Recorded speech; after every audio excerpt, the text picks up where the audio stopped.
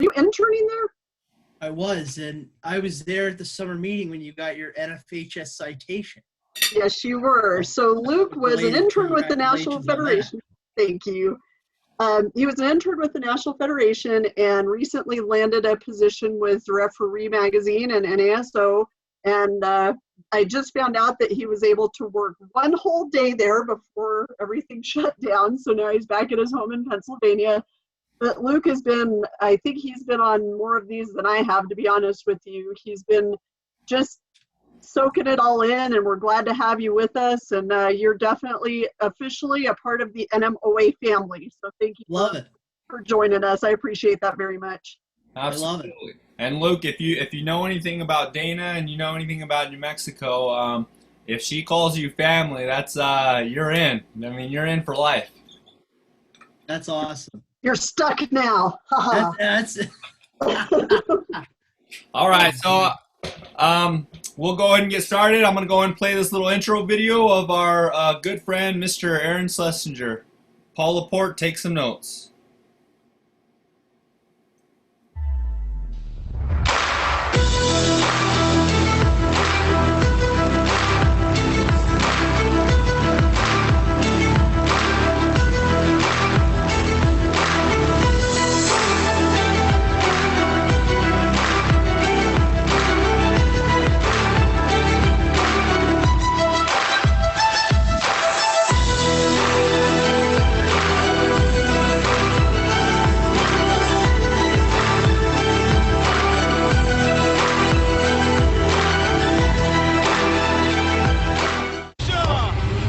So let's go ahead and I'm going to go ahead and introduce Mr. Aaron Schlessinger. Again, of course, he is family of the NMOA.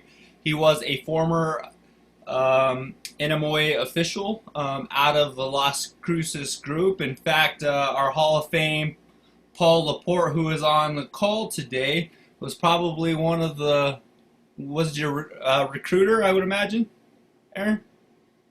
Hold on, sorry, you are unmuted now. That is correct? Absolutely. Santa Claus Classic. Do you have a funny story to tell us about Mr. Paul Laporte? Just one. Yeah. No, I don't have just one. But he did, let's see, what happened? They told me, hey, why don't you come out and referee this tournament.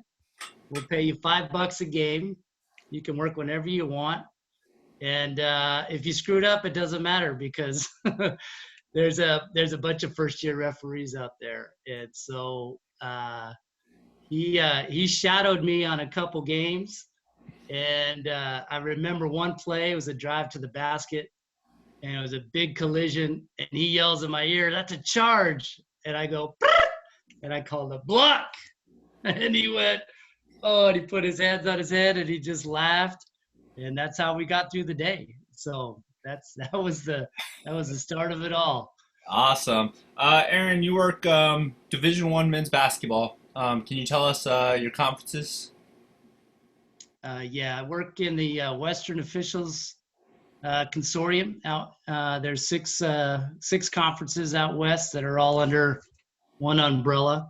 The assigner is Bobby Deibler, and I've been fortunate enough to work in a couple of those conferences, the Big Sky and the Western Athletic Conference. Excellent. And Division II, I work for Vern in the RMAC, and a couple of NAIA conferences, as well as our Arizona Junior College. So that keeps me busy. Yep. So a little history on Aaron. Before working Division I basketball or men's basketball, you actually worked some Division I women's basketball. Is this correct? Yeah, I did. I was coming up and was looking for an opportunity. I just wanted to work. And guys told me, mentors told me, hey, don't close any doors, make them close them for you.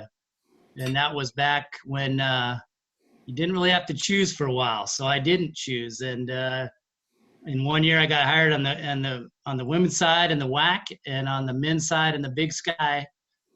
And it was probably the most difficult year of basketball I've ever worked, but it made me better. And but I only did it 1 year, and I don't know of anybody who's done it since. So they probably saw what I was doing and said, "Yeah, no, we're done with that. No more." Awesome. All right. Well, we'll go ahead and get started. Aaron, go ahead and kind of lead the way from here on out. If you guys, just like everything, the three officials on this game, thank you for one kind of getting voluntold that you were gonna be on this. So we want to thank Mr. Bobby Trujillo, Brian Valdez, and oh man, who was the third?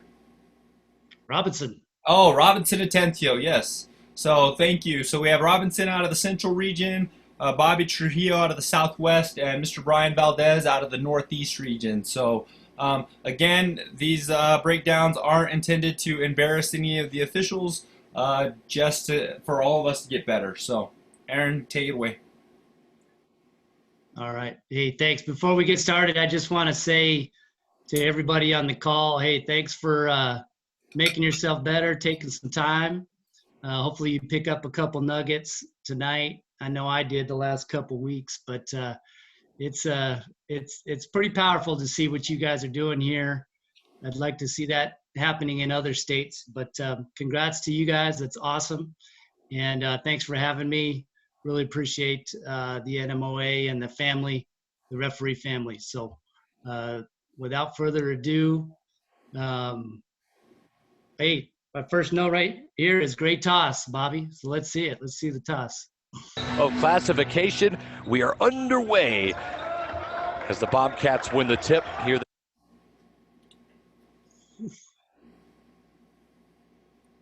That's a nice toss. All right. That's a great way to get it started. So I just went to my first time stamp. If you go to about 640, Nate, we'll start right there.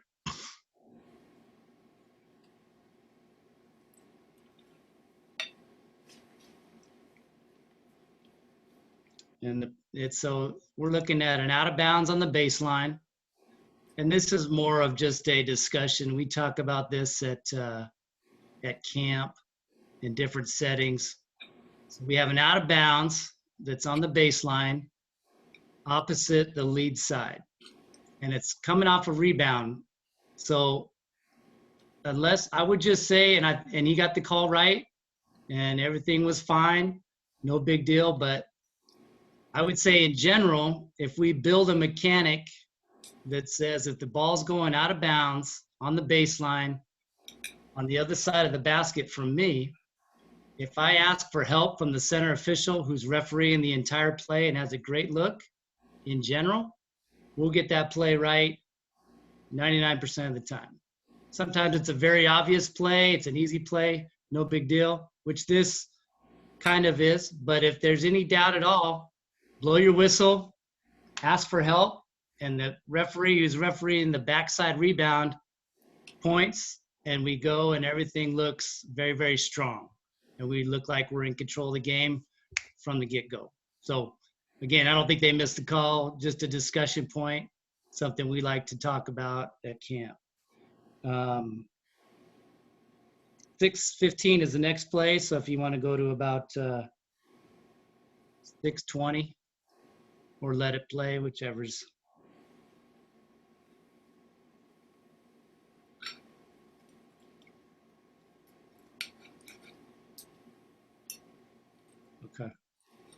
Okay, so this one we want to talk about the trail position. So go back just as they cross the floor, and then I think this is another habit building that we can implement right away. So we've got some pressure they're picking up at half court, and then we have a quick double team.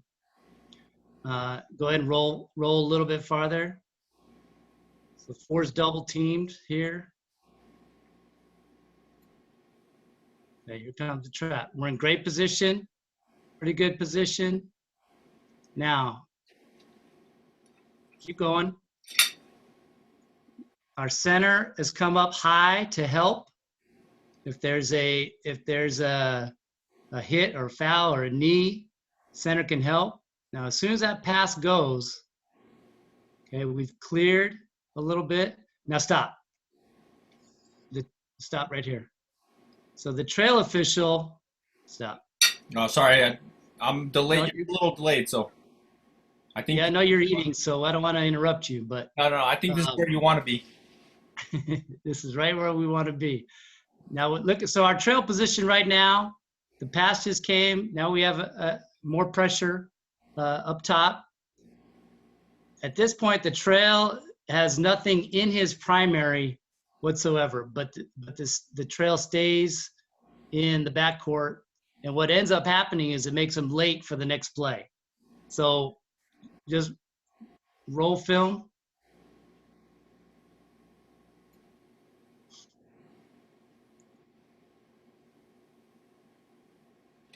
Okay.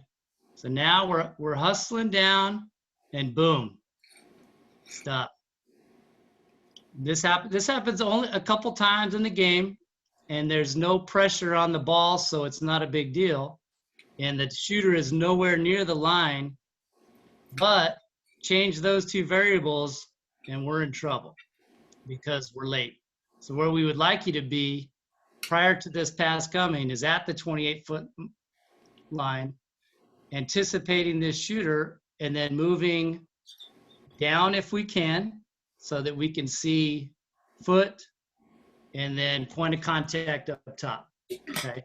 So that little adjustment, because we get, and this is what happens to the center and trail. It just happens. We get caught right at those 45-degree spots and we get straight lined. And we miss a foot on the line or we miss a foul on the shooter. So go ahead and run film.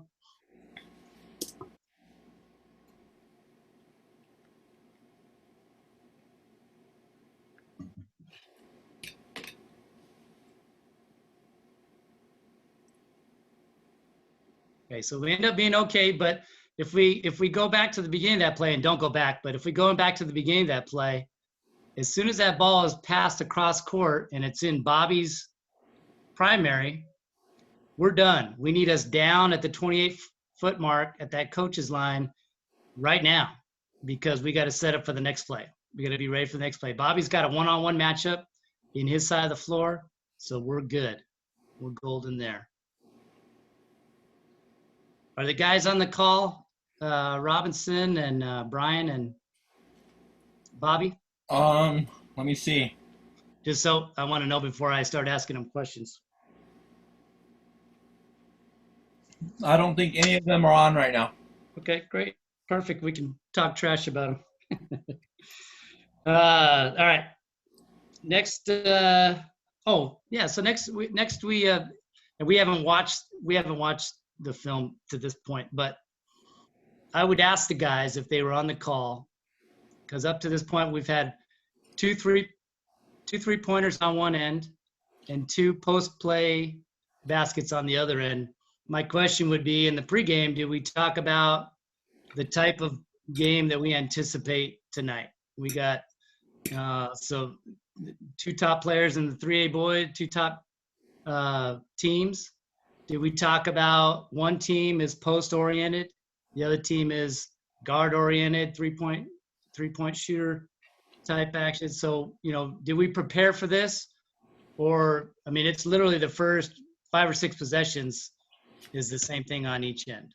So we should at least be aware of it if we didn't talk about it. Hopefully we pre-gamed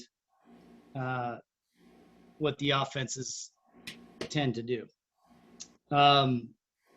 Bobby's not on the call, but I would say to Bobby, I mean, this guy, I don't know how old he is, but he might be the fastest guy in the NMOA. He's really, really fast. He's in great shape, and he runs like a deer. And so I would just add a little bit of control to that run. There's times where he looks like he's running from a fire, and it gives us a little bit of perception that we're not as in control. So he could beat 90% of the officials running at 80%. So I would just tell him, hey, look at your run on film, and when you're going from trail to new lead, get there, beat everybody, but don't run like your hair's on fire. So pass that on if you would. 345. Can you go to 345, please? I'll start it at 350. Perfect. This is a screen coverage play. This is another big one from a coverage standpoint. Okay, freeze it. On the screen? Yep. Yeah, right on the screen would be fine because that brings everybody into the picture. Okay, so we've got trail officials obviously officiating, the ball handler and the primary defender. And now we've got a marginal screen.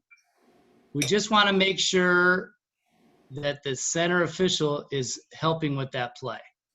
We've got to help with this play on both sides of the floor. All screening plays should be 2 official plays. And if we have that mentality, then that allows the trail official here to not be as concerned with the trail, but more concerned with the hands-on or the potential 10-1-4 arm bar, hand check, what have you, because we trust that our center, and I would like to see our center in a high center versus a Cadillac position, free throw line extended. If our center's high and officiating this play, we've got coverage. Everybody has trust. We feel good about a no call here, and that's really all I wanted to say. I mean, let it run a little bit.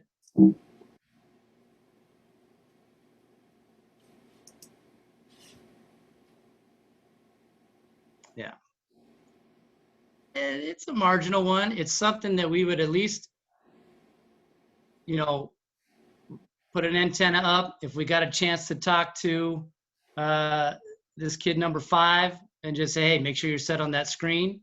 It maybe prevents us from a real tough call later down the line. He's just kind of bracing himself. I think he's actually okay there, but as long as we're aware of it from a coverage standpoint. All right, 246. Hey, Aaron, Yep. there's a couple of questions. Can I Okay. read those to you? So first one, on a bang bang play where you have less than a second or 2 to judge a screen, what are the most important indicators that we should prioritize? Well, if we go back to our fundamentals and we are officiating that play with 2 referees, it should never be bang bang. But if we do get in a situation where center is not helping and now the trail has to make a decision and we don't see the whole play, okay, so we're looking for, obviously, the first thing we're looking for is legality of the screener. Okay, if we happen to pick up that he's sliding over, if he does something overt, like he extends his arms or extends the knee, those are overt screening action that would cause us to blow the whistle. Those are pretty much automatic. When we have an extension of the knee or hands, those are easy. It's when there's contact with the body and we just don't know if the screener was legal or not. That's when we have to err on the side of a no call, because we can't put a whistle on a play where we're not 100%, and we can't explain it. I mean, and I say that we sometimes put whistles on plays where we're 90%, but look for something overt or something that jumps out at you that's easy to call. Otherwise, we have to trust that someone's going to help if it's, or that sometimes we just miss the play. And then the second question, what is your philosophy of center coming at getting that play? Okay, one of the hardest plays, and it's in our mechanics, and I'm assuming that Nate and Cliff and Dana, you guys would be okay if the center comes out of his primary and makes this call. I think it's a great help call. I'm 100% a fan, but we got to be 100% on the play. Right. And So let's not get something marginal that's that far away. But if it's like, oh my gosh, and then the center comes in and helps us, everybody, the crew wins. And absolutely, and we talk about making sure to have a cadence on that. So absolutely, give the trail official the opportunity to call that, have an opinion, and then make your decision, so that we do have that cadence, and you're giving that trail the opportunity to make that call. If you're blowing on contact, that's probably you're refereeing that play. You're not helping with that play. Right. Now, any play outside of your primary, there really should not be an immediate whistle. You should have a nice cadence whistle, just to make sure, just to give that official the opportunity. Thank Good. you, Aaron. Absolutely.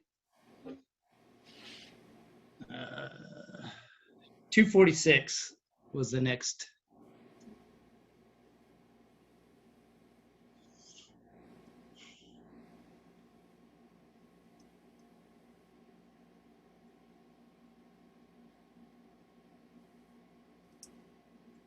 Just let this play run. All right, so we have a post travel up top. And you can play it again, Nate, if you want. And here's my philosophy. With travels, we miss more travels and out of bounds than any other play. It's not even close. So they did a study in the NCAA men's, and they said we miss 50% of the travels, whether we call it or don't call it. So, really, in my mind, especially in a big play, in a big game, it's gotta, if we're gonna call travel, let's make sure it's one that everybody goes, oh yeah, yeah, we needed that one. This is a travel where the pivot foot moves, but I still haven't seen a travel yet. And that's not the point. We all miss travels. The point is to develop a philosophy where I'm going to get the obvious travel. And certainly one, we used to say advantage. We'd want the ones that we get an advantage. He gets no advantage here. I think we want, if he changes his pivot foot twice, boom, boom, boom, we want to get that, because that's going to show up on film. And that's what Nate and Dana are going to have to defend. And Cliff is something that where he changes his pivot foot 2 or 3 times. But one where after watching it 5 times, we still haven't seen the travel, we just leave that alone, because that puts a travel into the game that now, guess what the coaches and bench players are going to be asking for the rest of the game. Well, that's a travel, that's a travel, that's a travel. So just philosophy-wise, make sure we're erring on the side of, let's call the obvious travels. Let's definitely get those. There's a lot of difficult travels that we're trying to get better at, and we will get better at, but we don't need to go try to find one. We don't need to find a travel in a game like this, is my point.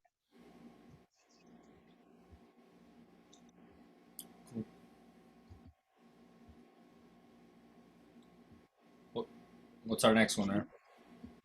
All right, the next one. Can you guys hear me okay? Everything good? I got my headphones ready to go if I need to. All right. Now we jump down to 112. 112 in the first.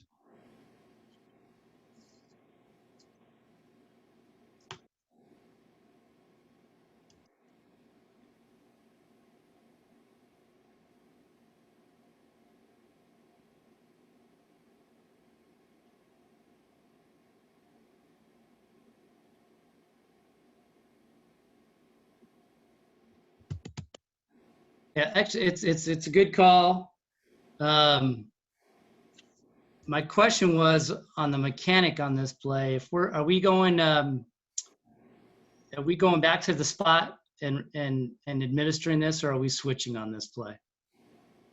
This, we would actually go back to the spot. So if we're going, you're saying this was We're going the long way, yeah. Long way, yep. So foul is on white, shooting team. The mechanic is to let the players clear, report it, take a couple steps out, report, and then go back to trail position. Okay. All right. So we don't do that here, but something that just looks much stronger is to take 3 or 4 steps straight out from the baseline and just report real big, 33, push, and then go right back. So, and that was, that happens 3 or 4 times. That was the first time I saw it. So, Well, and I think honestly they end up staying, Aaron. But I yeah, think they I did stay think on this play. but I think that the foul was supposed to be on White. I think there was a little confusion. So going back Let's do, to yeah. communication, making sure that we're communicating these fouls. Right. Okay. You know what? Go back to that play. Go back. This might be a different one. Actually, yeah, let's see this foul. This might be the reach back foul. Okay, yeah, it's a reach back foul. So 14 for blue reaches back with 2 hands, and that's the foul. Okay. So I got it confused there. Which is in ours it's an automatic. I assume it's for you guys, it's an automatic. It's a good call, especially early in the game. Let's just take that play right out. And I wrote good call on here, so great. All right, second quarter, 7:40 is the next.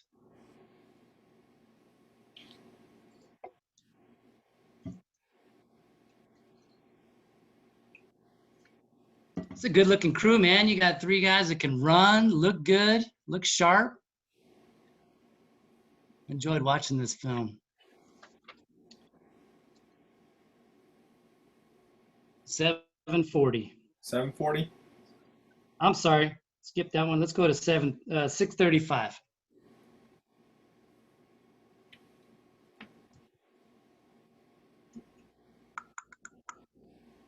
You got to get through the commercials and everything else.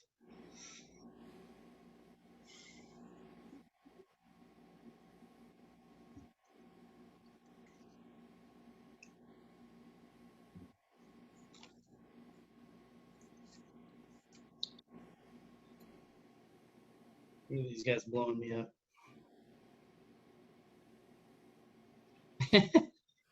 Hey, Aaron and Nate, this is Bobby. I just joined in. Hey, Hey, Bobby. How you guys doing? good man. How's everything in Silver City? Pretty good. Good. We're actually up in Colorado right now. Ah, Hey, mothership. they just said that you're the Aaron just said you're probably the fastest guy in NMOA. Would you agree? I don't know. Definitely the best tennis player. I beat him up the ramp. I beat him up. Hey, Brian, how you doing, bud? All right, are we 6:35 yet? 6:35. I think you're delayed a little bit. I am delayed. Good to see you, Bobby. Say hello to Aaron for me. Will do. All right. Holy smokes.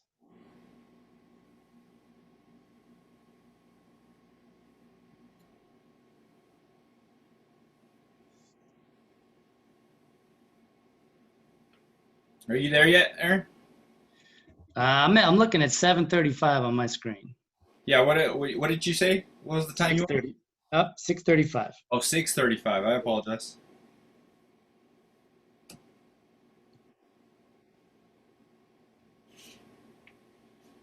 Okay. 3-point shot in the corner during transition. Okay, got a little contact. Shooter goes down.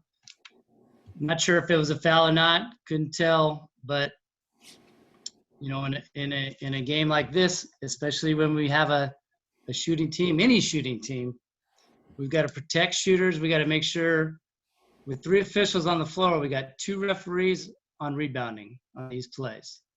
So we've got to stay with shooters. We have to stay with shooters. We have to protect shooters. Because on this play, we want to know why he went down. Did he go down because he tripped? Did he go down? There's a little bump. We want to know why he went down. Because what's coming, if it's not there already, on this play, you guys are gonna start to have the kick out play. You're gonna have shooters that kick out and try to draw contact. and then you have a now it turns into a much more complex play. The next thing that's coming after that is probably already there, is the flop. So you're going to have shooters that kick out and or flop and pretend they get hit. And so it becomes a play that you're out on rebounding. You're done on rebounding. You have to focus on seeing that play start, develop, and finish. And you got to watch until those players go all the way to the ground. Because the flop and the kick out play, if they're not in the Mexico high school game now, they will be, and they're coming.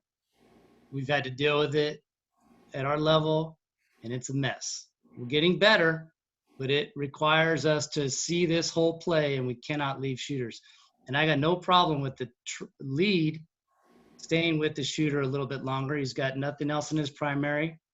Stay with that shooter. Make sure there's no flick of the elbow or that the defender lands in the offensive player's space. There's no other play. There's 2 backside rebounds, potential matchups, but everything is on ball, and we need to make sure we know why that shooter went down. Absolutely.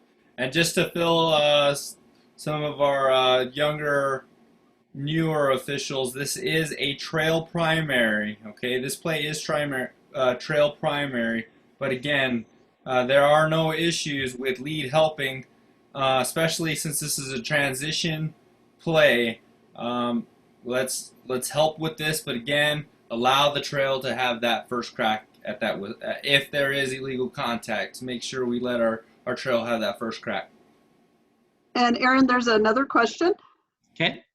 With 3-point attempts, does the level of contact that draws your whistle change, being that even a small amount of contact can change a shot from that distance instead of a 4-footer inside the lane?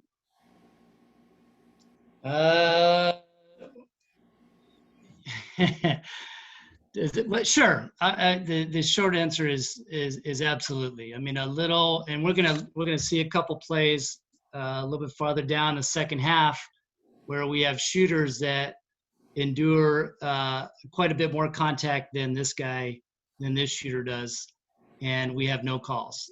And so, obviously with outside shots, no one else is around. Shooter goes up, he's letting it go.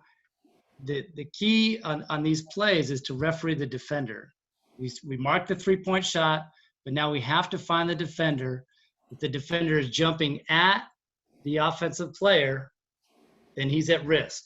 If there's contact prior to the shot or during the shot, we probably have a foul.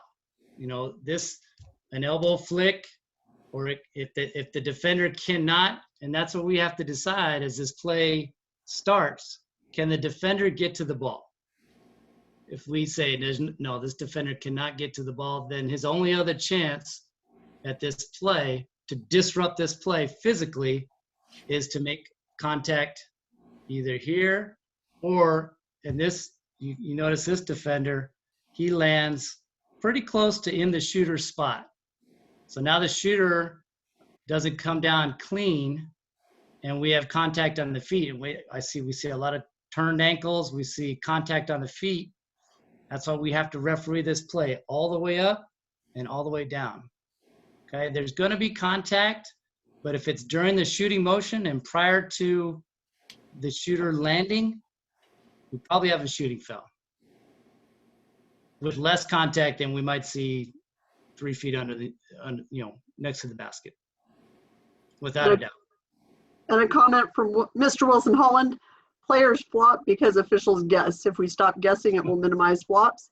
And then defender jumps from A to B, does not allow shooter to land cleanly. It's a foul, get it early. Absolutely. Hey, Wilson, I'm going to go ahead and unmute you just so you can he's kind of been our guest. Hey, Because I don't do a good Wilson Holland impersonation? Wow. you did a great impersonation. Hey, Dana, you watched me come up officiating, so you've helped me out. I have watched you come up officiating. I remember when. Yeah, what Aaron's saying is correct. As the trail and what Nate said, that's the trail's primary. Obviously, it could be a secondary help for the lead. However, my opinion on this is the defender jumps from A to B, doesn't allow the player to land cleanly and runs into them. So we need to clean those up. But then back to my initial comments when someone's talking about flopping on any play, Donnie Nunez, don't guess. And that's why players flop, because we guess. And they're trying to make us blow our whistle. So just make sure you see the entire play. Thank you.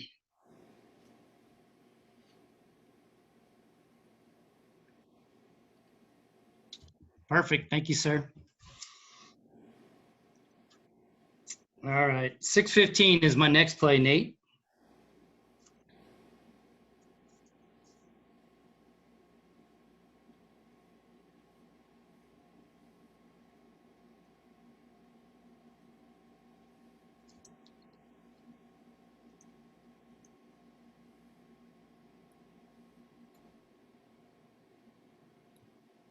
All right, so same thing we had in the first quarter, same issue.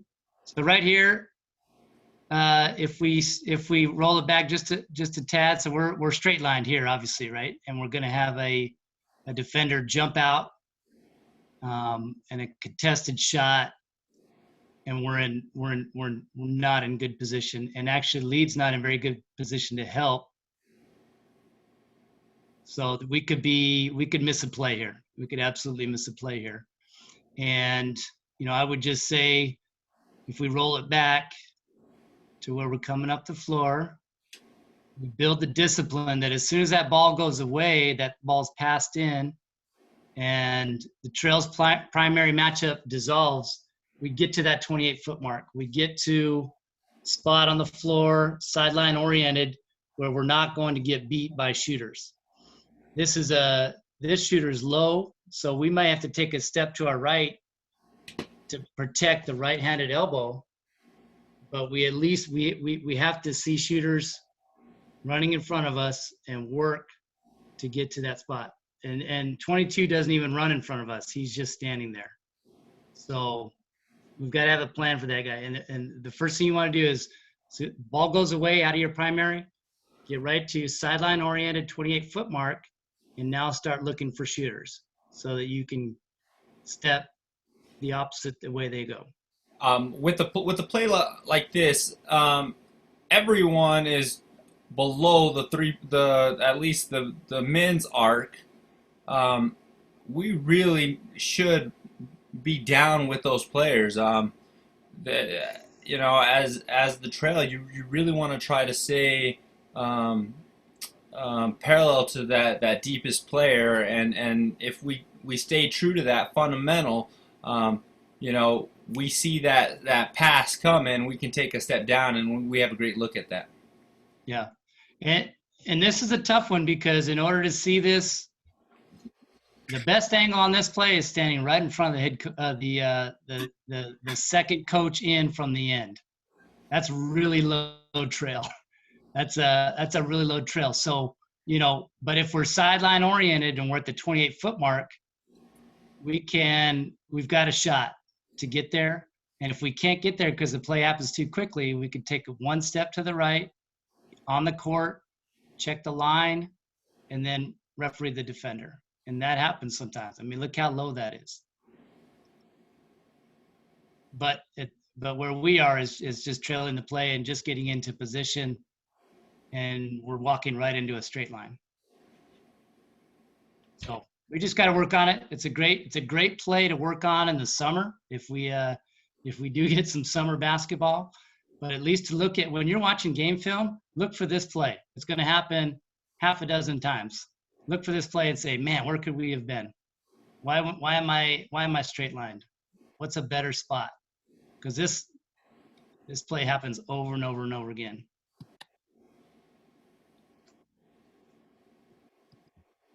Good. 5-10, please.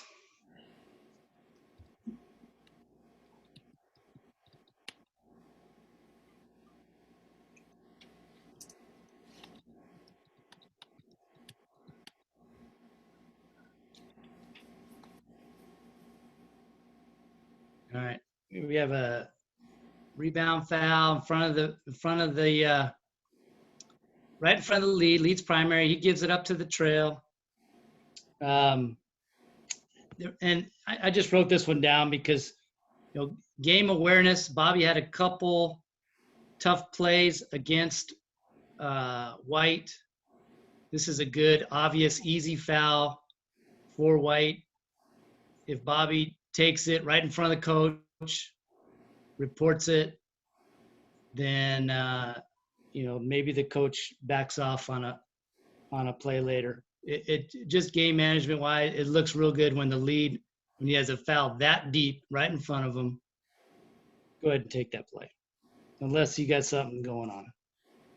Next one's 451. You can just let it roll. Is Brian on? Brian's not on. There's a Brian. Brian is I'm on. Okay, hey, Brian.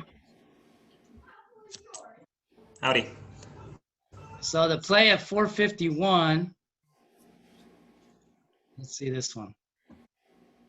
And I'm looking for your response to the coach on this. This is a good play. When we watch film and we see a coach jump up, we call it a flash point. There's a play that gets him up, gets him excited. We have a conversation. He doesn't believe us. He wants something. So he's amped up. He's trying to win his first championship or whatever. So, I would say the body language is good, but and it diffuses relatively quickly. And I think the best thing that we do here is we get the ball in and get to the next play. I'm not sure what he wanted on the play, but Brian, do you remember what he had for you guys? What he was yelling at you? I don't remember exactly what he was yelling for, Okay. but this was the kind of coach who would typically yell about pretty much anything All game long. Okay. all game long, yeah. Okay. But it looked like he was looking for a hold there. I obviously wasn't in a position to call a hold there, but I don't remember what he was saying. Okay. All right. Well, whatever you said, it diffused. Maybe you just looked at him. I would give yourself a positive note on that one. Hey, whatever that was, it worked. I think keep trying things. What I had told him is like, because usually when I was talking to Marcos, I would tell him, all right, coach, I heard you. I hear what you're saying. I'll get it. And he usually would just leave me alone after that. All right. We'll talk about it at halftime, or I'll look at it, but maybe not. I'll get it. That might get you in trouble. You'll get what? Because then he's going to throw that back at you. When are you going to get it? When are you going to get it? You said you were going to get it. Just be careful with the language. 327, please. This is a good block charge play. You guys had some real good block charge plays. A lot of athleticism on the floor. Boom, secondary defender. So this is one of those plays that if you put a camera behind the backboard or behind the extension, this play would look very different than from the sideline. And this is why, if you go back a little bit, we have a secondary defender stepping in to take a charge at the open floor. And from this angle, you go, man, that looks like could be a charge. But this is why we defer to the lead on this play, especially if we have a double whistle. We want to give the lead every opportunity to officiate the secondary defender and the legality of that lateral movement. Because from the trail and the center, we may not see if that lead foot planted prior to offensive lighting. And so a lot of these plays, some of these plays look like charges. But from Bobby's point, from the lead, he sees it the whole way. And I think he's a half step late. But it's close. It's real close. And Sorry, I was late getting to the meeting, but I can't remember from the first quarter or early second if we have any bookend opportunities. I'm trying to recall this game as we're going. Yeah, there's another block and another couple charges. So I would, and I understand the bookend comment. We got to referee these players and these plays and they say you got to beat the tape now. You got to beat the tape. So you just got to referee these plays, play by play by play. Now, if you turn around and have this exact play on the next possession on the other end, we all know what we want to have called. But these are tough. These are tough plays. They're very athletic. They're very fast, and I like the call. I like the mechanic.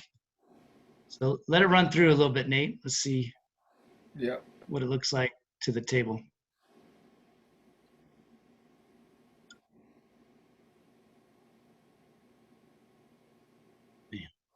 Blocking foul.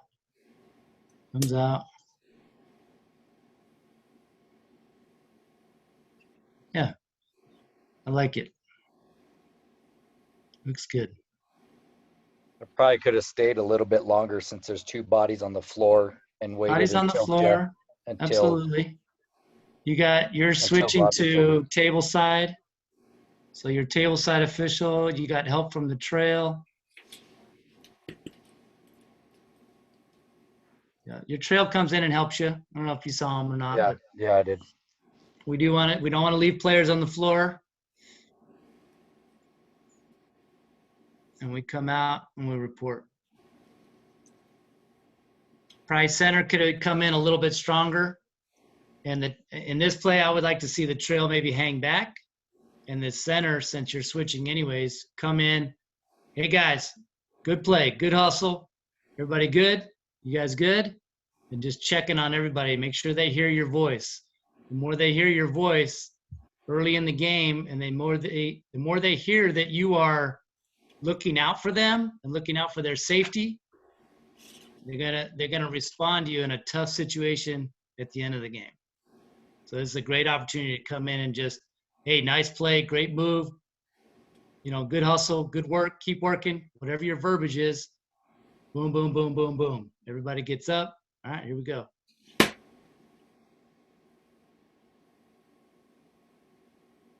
all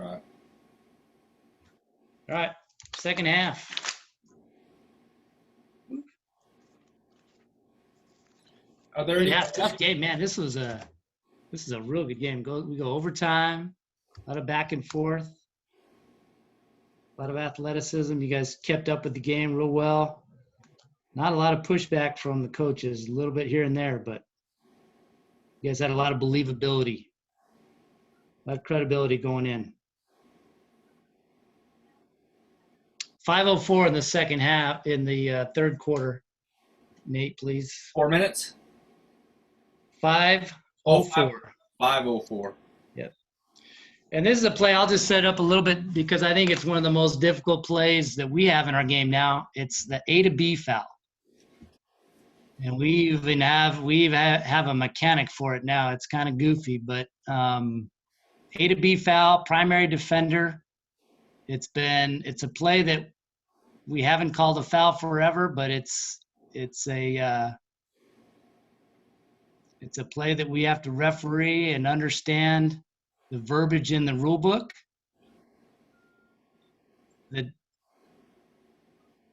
The definition of a legal guarding position and what we can do as a legal defender, what we can do with a contact wise with a dribbler versus a shooter. Okay. And we can't see the level of contact here. So I don't know if this is a foul or not, but it's a tough play. And Bobby, as a lead, I think you do yourself a favor by staying tight. Maybe at the E would be about the farthest you'd want to go because that's your primary defender on the inside. and he's sliding with the drive with the ball handler. And as soon as that ball handler goes up, and the defender continues to move laterally, and there's contact, that's a foul. We call that an A to B foul. Defender, as soon as he jumps, primary defender or secondary defender for that matter, as soon as he jumps with the offensive player, if there's contact and the defender does not jump from A to A, in other words, vertically, if he jumps from A to B and there's contact with the shooter, that's a shooting foul. And you can see how it kind of twists up number 20, kind of twists him a little bit, and he doesn't get it. But this whole thing is predicated with the defender, refereeing the defender. Wilson, any comments on that play? That's a tough play for us. Can you guys hear me? Yep. Yeah, exactly what you said, Aaron. Just to piggyback on what you said, tough play, A to B. We're officiating the defender. Again, we're watching where the defender. We know the offensive guy's going to the basket. We're going to see where the defender jumps from, and is he's going from A to B and where he's landed, or if he's jumped into the offensive player. And we have to be aware, though, if we're refereeing the defender, we can make sure he's legal with the POV, principles of verticality, and making sure that the offensive player didn't initiate contact. And the worst thing we can do is put a whistle on a defender that was an airborne defender that was legal. So tough play. Again, just got to get better at it, all of us.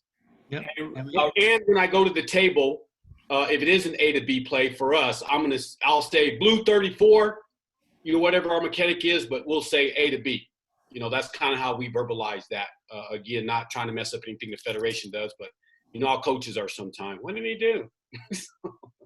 So real quick, I just saw a question. It says we're not waiting to see the ball go in on this. So, go ahead, Aaron. Oh yeah, I mean, I'm old school, and I'm gonna wait to see this thing. If it goes in clean, I'm going. This you can see if this kid were to shoot a layup, it's not gonna look like this.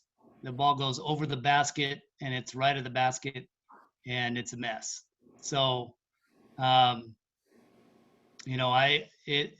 when it's that close to the basket, you have a little bit of time, but you don't have a lot of time. You can't call real late fouls anymore like we used to. So understand the principles and try to pick up that play. If it's a 3-point play, it's a 3-point play. And again, we can't tell how much contact is here. It just looks awkward enough to have the A to B conversation. If we had a camera on the baseline looking right down the lane, we could tell you whether or not that defender was legal or not. Hey, you brought up a good comment, Nate, about are we going to wait and see if the ball goes in? The younger officials, listen to me. This is what we call trying to play God. Be careful with that. Be careful with let them play through it. If you deem that it's a foul, blow your whistle. You will become better at not blowing your whistle, but we need you guys to, when you start officiating or you guys are just in it, blow your whistle if you deem it a foul. You'll get better at, is that incidental contact or illegal contact? If it's incidental, then we're going to play through it. But if it's illegal, then we need to hit our whistles. Great point by what Aaron says, and obviously he's been doing it for a while. Nate's been doing it for a while. A lot of you guys been doing it for a while. But be careful about trying to play God. Absolutely, and to touch on Wilson's point, our percentages, our call percentage goes down when we don't put whistles on things. We're actually pretty good at putting whistles on contact. It's when we don't put whistles when our percentages go down. Our call accuracy percentage goes down. Absolutely. All right, 441.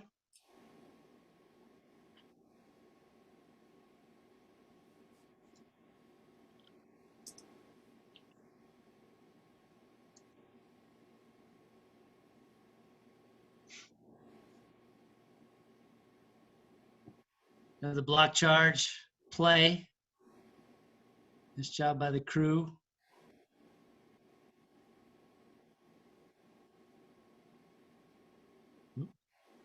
.431. Aaron, did I get 41. 441? Yep. 441. Sorry. Got my plays. Nope. Wrong play. Wrong play. 212.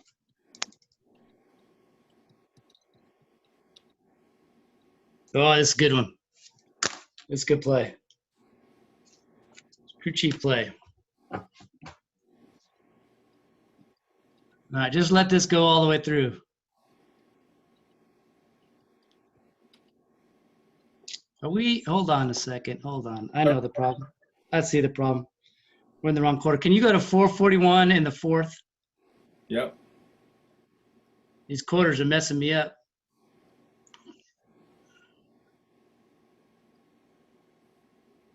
.441 in the fourth, please.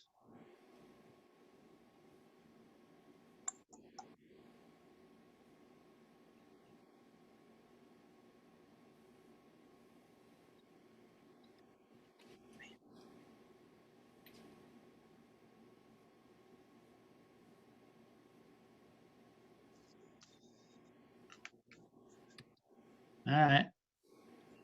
Woo. Good call. Another tough one. Same player for blue for Bosky. Goes to the basket. Secondary defender gets set. Legal vertical prior to a light. Prior to the offensive player jumping. And then we have contact. Both players go to the ground. Damn. Okay. So now the mechanics. Let's see how we do mechanically.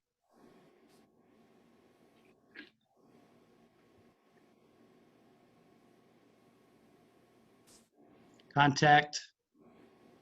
Pretty good defense. Basket goes. Waves it off. Perfect. Like the wave off. If he doesn't wave this thing off, it looks like he counts it. But he waves it off. It takes that off the table. Go ahead and run it through. Wave off. Just let it run all the way through, please.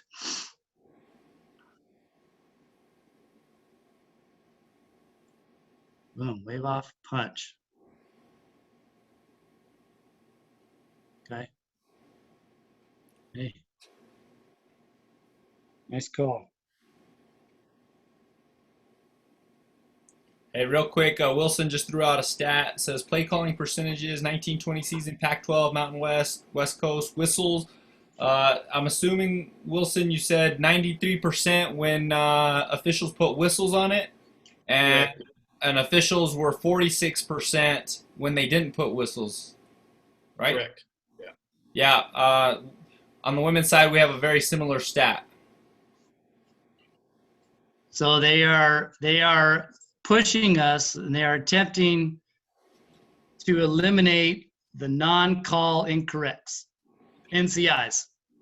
We have too many times where it's just easier to play on. Yes, it was. It's just easier to play on because they're going to go down the floor, and we're going to get another crack at it. And then we pass on all of these points of emphasis and pieces that we put in to help clean up the game. So yeah, that's a huge discrepancy. You're twice as, if you blow your whistle, the chances go up double that you're going to be correct. That's a powerful stat. Next play, getting here close to the end. Oh, did we get to 212? No, we're getting there right now. 2:12, and then there's an overtime, couple plays, and we're done.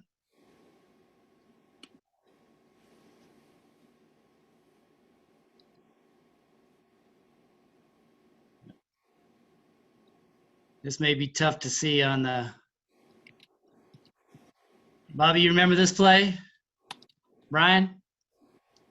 Not yet. Keep going. Okay. Go back. Drive to the basket, contact. Extra step, layup. See it there?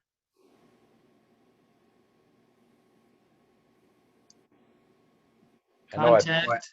Yeah. And then we have an extra step. So this is an opportunity play. And if this happens in camp or wherever it is, this is a play where we are engaged and we're processing. Okay, the play's coming. It's everybody in the gym knows 4's going to the basket. And we've already had several block charges at the basket. Lead's done a great job of refereeing that secondary defender. Now we have contact and he slips the defender and takes an extra step and lays it in. And there's a little bit of pause.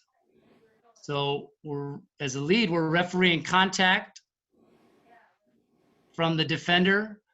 And then that's a foul. And then we look up and the ball's going in the hole.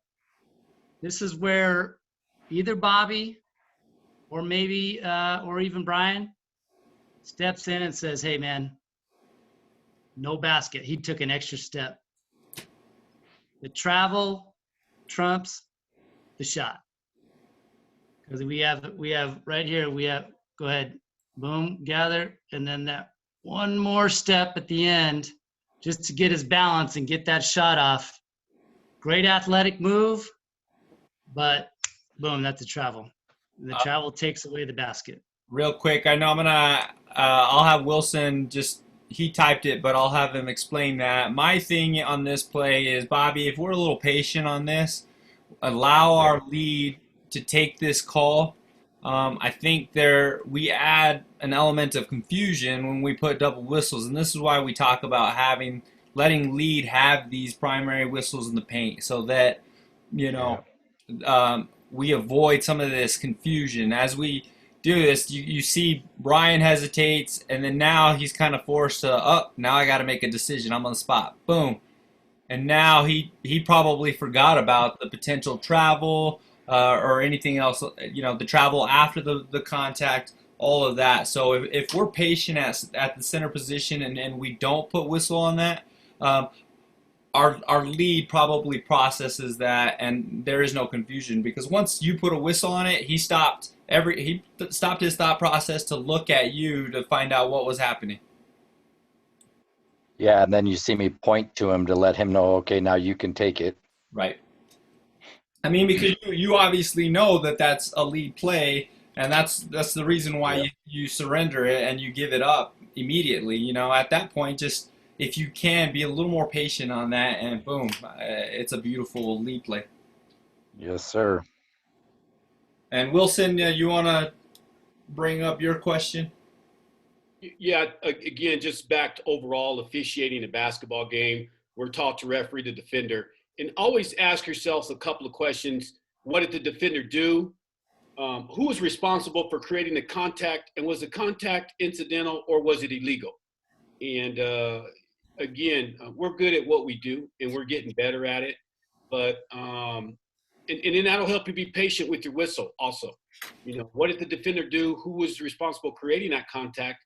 Was it incidental or was it illegal? If it's illegal, okay, boo, now we're going to whistle. And Nate, great point on being patient on this play. Absolutely. Right. Also, Dennis is asking, is that considered a shooting foul or a foul before the shot? I tell you what, in our game, it's on the ground. The foul is right here on the gather. No, I'm sorry, gathers out. Right here. I mean, that's clearly, and I assume you guys have the same guidelines at the high school level that we do. We do. We have Yeah. continuous motion. So once that shooter starts his habitual shooting motion and gathers that, we're going up with that. Okay. So, but that extra step, that eliminates it. You come in there, Bobby, and instead of blowing a foul, if you run in, kill the play, and just kill the play, you could whistle a travel after the foul. The travel kills the shot. I mean, in this play, we shouldn't count it anyway, but the travel definitely kills it.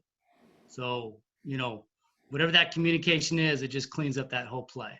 Now we have, if we're in bonus, we're probably in bonus at this point. 4 goes to the line.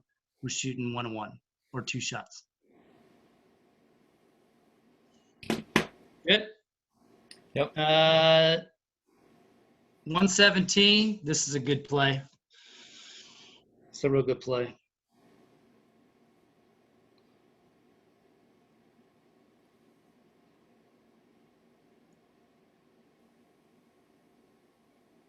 Steal.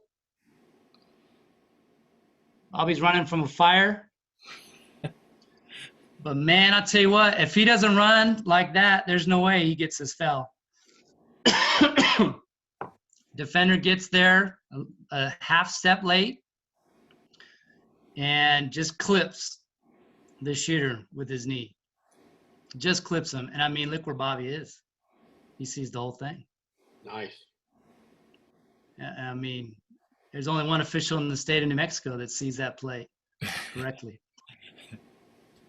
So here I'm giving you a hard time about your run. And then you took everything you got to get there, beat this play down. And all I said, Bobby, is in general, when you're running from trail to new lead, is that you don't need to give it 110%. You're fast enough to get there and be under control. This is a play where you knew you had one shot and you had to get there to see it. And it's not an obvious foul. You look at 20 for Blue, he pulls up. I think that's 20. He pulls up at the end, but he clips him with the knee. And the shooter goes down awkwardly, and you're in the perfect position to pick it up. Hey, 119 championship game, 1-point game. Oh, it's a nice call.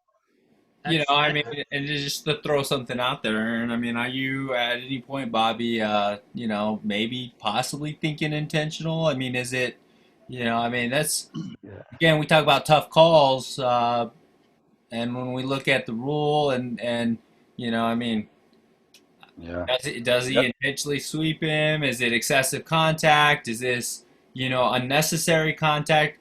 Are some of those, were any of those things any of those thoughts going through your mind? I do remember, like, when you watch the defender all the way through, what his intent is, and here you see his head come up for the basket, and he's coming full speed, and you don't know if he's stopping or pushing the leg. But at that point, I didn't think he was going that intentional, because he eases up here at the end. Right, and I agree. I mean, I just, I threw that out there. Center, you definitely want to maybe help out with some information, Brian. If you have information that says, hey, you know what, that's a little excessive or that's unnecessary. Again, we want to stay away from verbiage such as, his intent wasn't to, because really that's not how the rule reads. The rule reads excessive or unnecessary contact, and that was just to kind of throw that out there. Yeah. To go back, if I could chime in real quick on the running part, this could be good information for everybody listening. It's probably the best advice I've ever had as an official, because Nate knows I've been trying to slow down since I started officiating. Hey, I'll tell you, Bobby, though, that you probably have the best pregame, halftime, and postgame stretch routine that I have ever seen in my life. Yeah. Well, and that's just the reason. But about 4 years ago, Donnie Nunez gave me some advice, and some of you all might want to write this down because it's in my head every single game. And there's we all know that sometimes in a game there's a couple of plays where you gotta get there, and especially in a championship game, you've got to get where you need to get. But he gave me the advice. He watched me officiate, and he pulled me to the side and he said, "Bobby, how long do you want to officiate?" And I said, "Well, as long as I'm capable. I mean, I don't want to be that old guy that can't get up and down the floor, but I plan on doing it for a long time." And he said, "Listen to this. Don't ever run as fast as you can run, and don't ever stop as fast as you can stop." And he was just discussing when officials get hurt, when we take off explosively right out. Oh, here's a turnover, and then there goes a hammy because I got to go real quick. And then there goes my knee when I try to stop when I'm running full speed. So don't ever run as fast as you can, and don't ever stop as fast as you can. And it's made me better in the last 3 or 4 years, but still sometimes you got to get there. Yeah, and it's just, you know, I watched this whole tape, the whole game, and the only time that it comes up is trailed a new lead. And this play right here is awesome. But the rest of them, you beat that play down and going 80%, 90%. Gotcha. And then if you give it this hard and you got that in the tank and you go get that play, hey, that's a nice gear to be able to have. I'll just tell you that. And by the way, I need you to send me that stretch routine. I'm serious. I need to see that. And that's the other reason too. You never know. That's part of our pregame is you got to have that first call right out of the gate.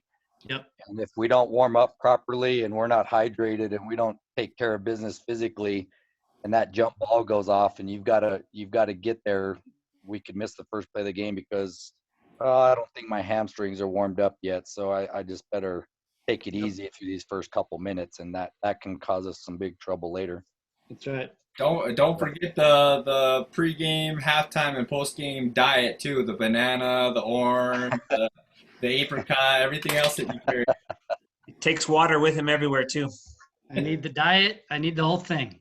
Hey, you know what was really cool about, I mean, people gave me a hard time, but throughout the tournament, I'm sitting there, I take water everywhere, and the kids get to drink, we should get to drink. And I think officials, we're not hydrated enough because we don't get to drink throughout the game. But in this game, I had both my electrolyte and water sitting right there at midcourt, and I was drinking them throughout the game because there's no one in the gym. True story. Nice. All right. Hey, 7:02, please. 7 seconds left. 7.2. So if you go at about 15. All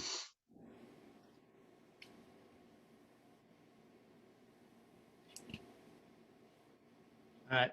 Bobby, I don't know if we talked about this at one of the camps years ago, but just look at Bobby's jump ball call. Okay. So 7 seconds left, tie ball game. If Bobby comes in there with a jump ball, and then I can't tell if it's Brian or Robinson, if somebody comes in there with a foul, we got major issues because nobody's going to believe with whatever we come up with. Okay. Bobby eliminates that option by running in, blowing his whistle, and putting his hand straight up. He just has his hand straight up. So now if Brian comes in and says, yeah, he got grabbed and pulled down from behind, I got a foul, then we go, okay, great. We got a foul.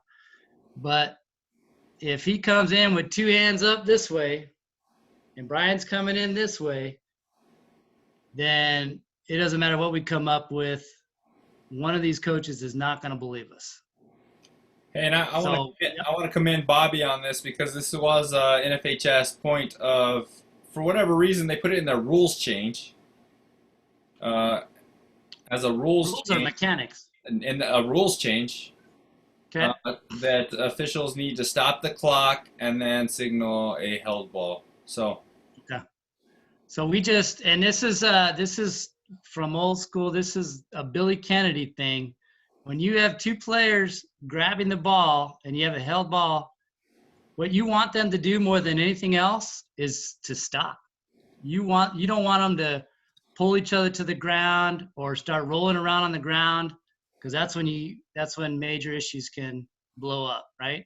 So you blow your whistle and you come in and you basically say stop, and it could be a one hand or it could be a two hand, and just get them stop, stop, stop. Everybody good? Everybody okay? And now we take a quick look to see if our outside official doesn't have a foul call, and we go nice and slow jump ball. We're in no hurry to signal the jump ball, and I really like that mechanic change. We don't have that at our level, and we should, because this is a play that if we have a double whistle and a foul, you could see where that would go. So I really liked how you guys handled that. Nice job. Dana, you wanna go ahead and read that off? Sure. Question, in this scenario, do we want 2 officials or just 1 official crashing in? Oh, I definitely like 2 officials coming in strong. Rebound, I think one player gets taken to the ground.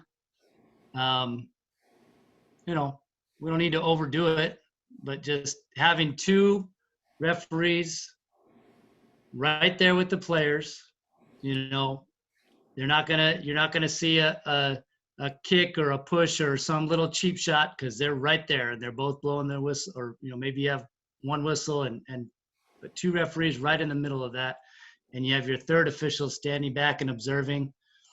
I mean, this is where fights occur, things get elevated, is when players go to the ground, when we have jump balls.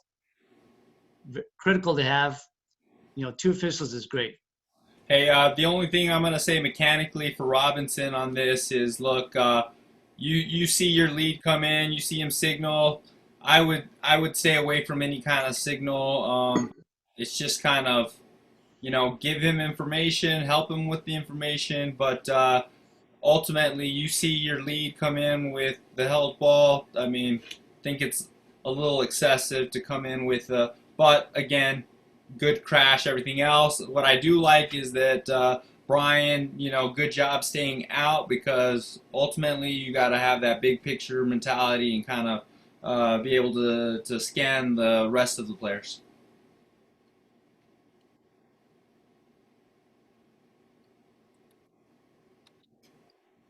What you got, Aaron? That's it. Yeah, no, I like it. Two last, let's see. Let's go to 108, and we'll have one last discussion on kind of a game type play. A gamer.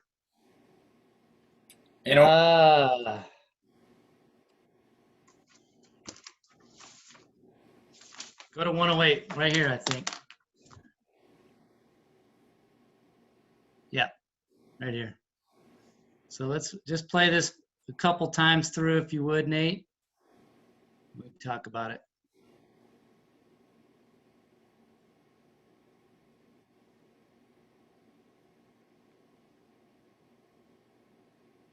All right.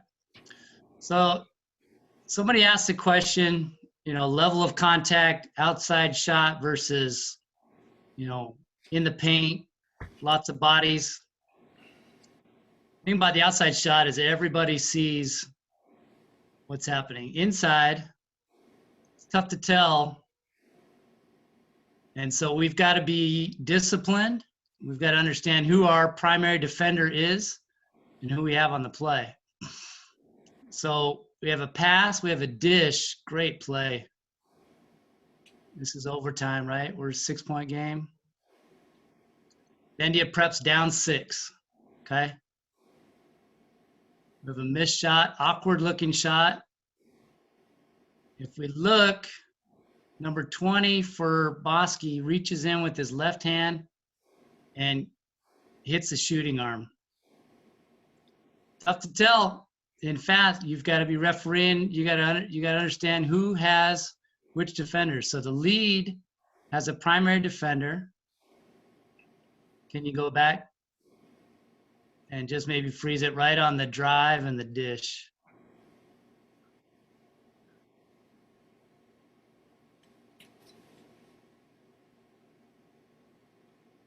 Okay, right? Yeah, freeze it right there.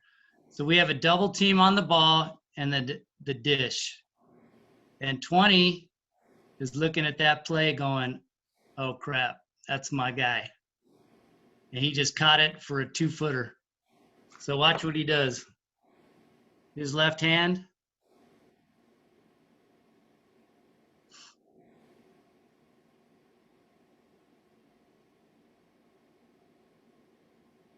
Boom, snake bite. Okay. Happens quick. And, but if we get this foul, now we put White to the line. They're still down 2 possessions. And it's a foul that, I mean, you guys did such a solid job that you really got no pushback on this play. But if we get this play, Sandia Prep can't go back and hang their hat. So if we understand the situation, we're down 2 possessions with a minute left. We absolutely do not want to miss a play on this end of the floor, especially a shot. It's not an obvious foul, but if you watch it a few times, you can see that defender reaches in and snake bites him. And it's tough because Bobby there's somebody blocking him a little bit. Number 20 is in his way, number 20 for White. But if we can find a way and get that foul, and we may even see that from the trail if he's out on the floor. Now I've been telling him all game long to be sideline oriented, 28-foot mark, and there he is. But in a transition play, if we come up the floor and we're out in the middle of the floor, we maybe see that foul. And it's a gamer, I mean, it's I won't say it's a gamer because it's not a tie game with 1 second left. That's a gamer, but it would be a nice pickup in this game. And I would say, man, this crew nailed this game. And you did. You guys nailed this game. That's one play. But it's a good play to talk about, to where if we're very heightened in our awareness as we come down the floor, hey, guys, we cannot miss a shooting foul on this end. We don't want to give Sandia Prep anything to call Dana about, anything to hang their hat on. They played tough. Give them an opportunity to shoot a free throw if it looks like a foul, it's probably a foul. So the key to being ready in these situations is self-talk in my mind. It's self-talk, it's mental preparation, and it's having these conversations with ourselves to say, all right, here's where we are in the game. We need to make sure we don't miss this. We're not going to be 100%. But we're going to be pretty good, and let's make sure we don't miss an opportunity. And then we get the next one anyway. Then there's a foul right away, which is good. So this number 20 actually did that same snake bite play right before the end of overtime that could have made a big difference. He does the same thing. So as soon as I saw it, I knew he fouled him. Watching it.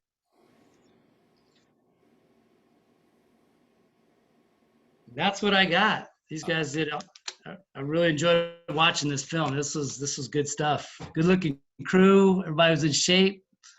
Sharp mechanics. Play calling was on point.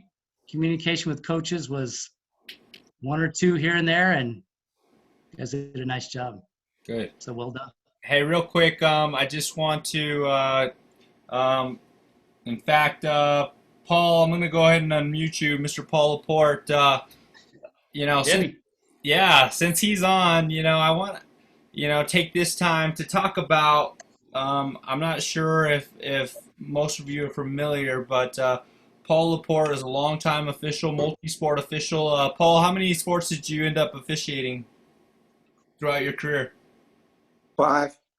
5. You want to name them? Volleyball, baseball, softball, basketball, football. Okay, if you had to guess how many officials, NMOA officials currently, do you think are active and that you recruited? And I know I'm asking you to brag on yourself a little bit. I'm only going to take credit for Aaron. the Salazar brothers and Nunez and all those other guys, I'm not gonna be the one. You have a Dave. You also have a Dave Havlick. Dave Havlick. Oh man, there's so many guys. There's but you know what was really nice about it was I really liked it because I got to know them and they became my friends. Absolutely. You know, that's what I liked about it. And Dana, you want to kind of explain the award that we have now? Certainly. So Paul, first of all, hello. I had the pleasure of knowing Paul for pretty much my entire career at the NMAA. And Paul, first of all, he is probably one of the absolute most hysterical human beings I have ever met in my entire life. He's always got a story. He's super entertaining. I can't remember a time I was around Paul where I wasn't laughing a lot, but Paul worked in the intramural sports program at New Mexico State University and was very heavily involved with bringing new officials into the NMOA through the intramural sports department. I would say actively there's probably 200 officials who still have some kind of connection to Paul. So last year, Nate and I decided we wanted to come up with an award for schools or individuals who are doing an outstanding job recruiting. And as we were talking about it, we knew for sure that there was only one thing we could name that award, and it was the Paul Laporte Award. So we do have an award named after Paul for recruiting because we hope that other people do what he did as far as those contributions to bringing people into the interscholastic officiating avocation. So we're always eternally grateful to Paul for what he did and the legacy he left. And just, you know, when you think about Paul, you just know he's an incredibly good human being and just absolute salt of the earth. So Paul, thank you for what you did for NMOA and what you continue to do even without being here. So it's absolutely awesome.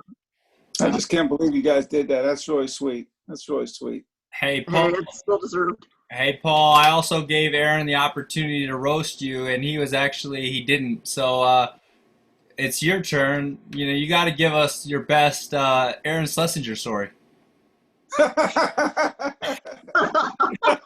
No. This is after it's over, you know, you just can't go back to it. You just can't do that to somebody, you know. I really like Aaron a lot, you know, and I just can't do that. I just can't go back to it. All right. And Aaron, I just want to say thank you. You know, you're part of the family. Those of you who don't know, Aaron is actually from New Mexico originally. He went to New Mexico State, but he was actually a Highland High School product, just like me. So I've known Aaron since I was really young. We've known each other for about 110 years, I think. But Aaron, I appreciate you continuing to give back to us, and I'm so glad that we saw each other that fateful time in Denver at the first Referee Educational Forum and kind of reconnected all those years ago. And we really appreciate you being on the forum staff and everything you do for us. So that you're a friend, your family, and you're giving back and paying it forward. I really appreciate it.